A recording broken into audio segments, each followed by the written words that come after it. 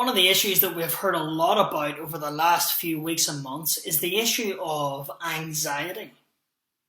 It's not that anxiety didn't exist before now, but given our circumstances, it's become a lot more apparent that so many people struggle with the issue of anxiety. I wonder if you are struggling with anxiety. If you are, it would really come as no surprise.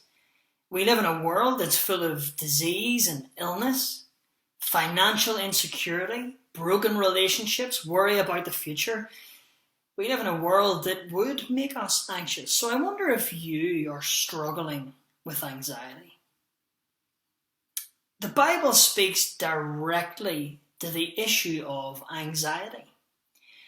And in the Proverbs, there's a proverb in chapter 12, verse 25, that's designed to help us deal with the issue of anxiety. And here's what it says. It says, anxiety in a man's heart weighs him down. I wonder if you're finding anxiety weighing you down today. But a good word makes him glad. In other words, the thing that helps us most as we struggle with the issue of anxiety, the thing that helps us is a word, a good word, which we know to be God's word, the words of the Bible. Now you might be thinking, hold on a minute, how can the Bible help me with my anxiety? But I want you to notice where the proverb says anxiety ultimately rests. It says it rests in his heart.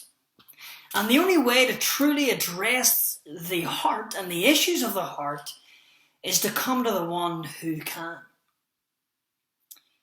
God, who as he stepped into this sin-ridden world, a world full of sin and the effects of sin, such as that of anxiety, he came so that through his death and resurrection, he might come to save us and renew us and remake us and help us. That as we turn to him and feast upon his word, we might seek him and find him and be forgiven by him and changed by him and helped by him.